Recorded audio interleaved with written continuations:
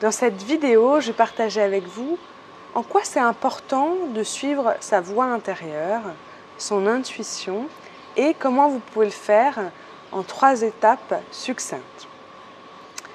Alors, en quoi c'est important de suivre cette petite voix, ce petit murmure qu'on a à l'intérieur de soi? Pour moi, ça a rendu ma vie encore plus magique. Même s'il y a des moments où c'est difficile et qu'on se dit mais pourquoi j'ai ce message qui arrive et qui est fort en moi, pour tout quitter en quelque sorte, quitter sa famille, ses amis et en même temps, comment ce qu'il y a derrière est incroyable. Je suis allée l'année dernière voir une amie à La Réunion pendant quelques semaines et j'ai eu un énorme coup de cœur, pas pour un homme mais pour La Réunion. Je me trouvais bien sur cette île, les gens étaient heureux, joviales. J'avais cette nature qui m'aidait à respirer, à prendre mon temps, à me connecter à cette énergie divine.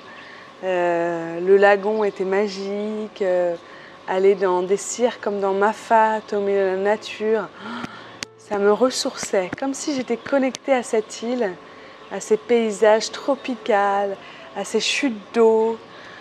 Moi, je me sentais énormément bien à La Réunion. Et puis, je suis rentrée à Paris.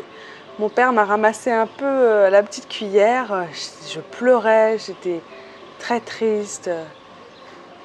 Comme si j'avais perdu ce plug à la vie, à ma nature. Et donc, quand je suis rentrée à Paris, j'avais l'impression d'être dans le béton. Et ça a duré des jours, ça a duré des semaines. Et j'étais un peu perdue. Comme si chaque jour je me disais mais c'est pas là, je dois retourner à La Réunion, il y a quelque chose qui est plus fort que moi.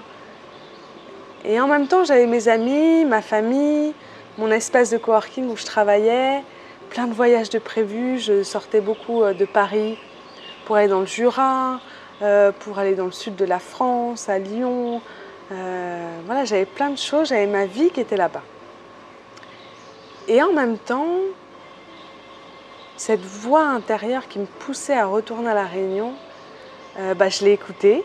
J'ai pris mes billets et je suis partie 2 mois entiers, donc en octobre et en novembre.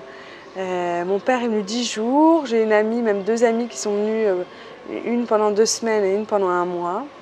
Et j'ai adoré vivre là-bas.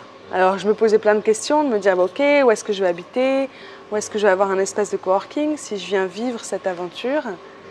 Et 2-3 semaines avant de partir, j'étais encore très triste, ça a duré 2-3 jours, comme si je faisais le deuil de partir. Et quand ça me prend comme ça, c'est vraiment, je suis triste, j'ai les larmes qui arrivent, je me sens pas bien. Et je suis un peu perdue et je ne sais plus où est-ce que j'ai envie d'aller, ou qu'est-ce qui se passe à l'intérieur de moi, parce que j'ai mon esprit qui me dit « Mais Sarah, tu ne vas pas vivre à 10 000 km de chez toi, alors que tu connais que très peu de monde. » Et en même temps, à l'intérieur, je me sentais tellement bien. Et cet appel est très particulier. Parce que même quand une personne va me dire « Mais pourquoi La Réunion? Pourquoi une autre île? Pourquoi si loin ?» À l'intérieur, je savais pas vraiment l'exprimer. Je restais sans mots et j'avais du mal à dire qu'est-ce qui se passait et pourquoi j'avais cet appel à l'intérieur de moi. Alors bien sûr, je mettais des mots, il fait beau, les gens sont sympas, il y a la forêt, il y a la nature, la montagne. Mais à l'intérieur, c'est juste mon cœur qui battait pour cette réunion et je savais qu'il fallait que j'y retourne. Et donc j'ai réécouté encore cette voix, j'y allais peu à peu quand même. Hein, et donc j'ai décidé d'emménager à La Réunion fin avril. Et le fait de suivre cette voix intérieure, de suivre cette intuition, ça a été très très simple pour moi. J'ai rencontré quelqu'un à Madagascar où j'ai demandé de l'aide pour m'installer à La Réunion en colocation, parce que c'était assez difficile. Et il m'a dit « Mais inscris-toi sur ce groupe Facebook, tu vas voir, c'est les médecins de la Réunion, les internes, il y a beaucoup d'offres. Et donc j'ai lancé, alors que j'ai rien à voir avec les médecins, moi, et j'ai lancé, j'ai demandé de faire partie de cette communauté et ils ont dit oui. Mais alors là, c'était, je sais pas pourquoi, mais à l'intérieur, c'était superbe. C'était comme une explosion de joie. J'étais à Paris, j'ai appelé une copine en disant « Ah, ils m'ont accepté, c'est super !» Et elle n'a pas trop compris pourquoi je disais ça. Mais je sais pas, à ce moment-là, c'était... je savais que tout s'ouvrait. Et ça a été le cas parce que, voilà, un mois plus tard, j'ai regardé les annonces. Je sentais que c'était encore un peu trop tôt, donc hop, j'ai attendu encore un petit peu, parce que c'est important que ça soit le bon moment. Et là, j'ai reçu, il y avait une offre de colocation avec une super maison que j'avais rêvée, exactement à l'endroit où j'avais rêvé. Et cette visualisation a fonctionné, puisque quand je me suis installée, un jour après être arrivée à La Réunion, j'ai rencontré mes colocataires. Une maison magnifique, créole, jaune, couleur incroyable, avec une vue sur l'océan, un arbre du voyageur, moi qui adore les couchers de soleil, alors là tous les soirs je suis ravie, une piscine, à quelques minutes en plus à pied du lagon. Et pour moi cette maison a été vraiment le signe, avec la facilité avec laquelle j'ai pu la trouver, dans l'emplacement de mes rêves, avec des colocs incroyables. Je me suis dit, ok, là c'est vraiment important d'avoir suivi cette voie intérieure. Et quand c'est facile comme ça, quand ça s'ouvre, ça veut dire que vous avez suivi cette voie intérieure et que vous l'avez fait au bon moment.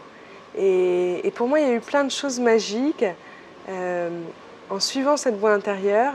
Mais je voulais vraiment partager ce moment-là où, quand j'ai senti cet appel de La Réunion, j'y suis allée, j'ai vécu des choses incroyables. À l'intérieur de moi, j'ai développé énormément de capacités et j'ai augmenté vraiment mes dons de clairvoyance et de clairaudience, ce plug à la nature. J'ai fait des rencontres superbes, des ateliers en communication non violente, en intuition, comment éveiller son âme. Donc tout s'ouvre peu à peu et c'était vraiment superbe. Et là, j'ai un autre appel, si on peut dire, qui est d'aller en Nouvelle-Zélande. Alors j'avoue, ça me fait un petit peu peur, parce que je sens que c'est quelque chose qui est encore très ancré à l'intérieur de moi. Et je veux faire un stage de haka de guérison. Et mon rêve ensuite, ça serait de pouvoir accompagner des personnes à vivre un voyage initiatique en Nouvelle-Zélande pendant 10 jours. Mais pour moi, là, la première étape, c'est déjà d'y aller, de faire ce voyage initiatique, d'être à l'écoute de cette voix intérieure, de voyager seul, donc de danser aussi un peu avec ses peurs et vraiment d'être dans l'instant présent pour sentir, ok, où est-ce que j'ai envie d'aller et qu'est-ce qui résonne à l'intérieur de moi.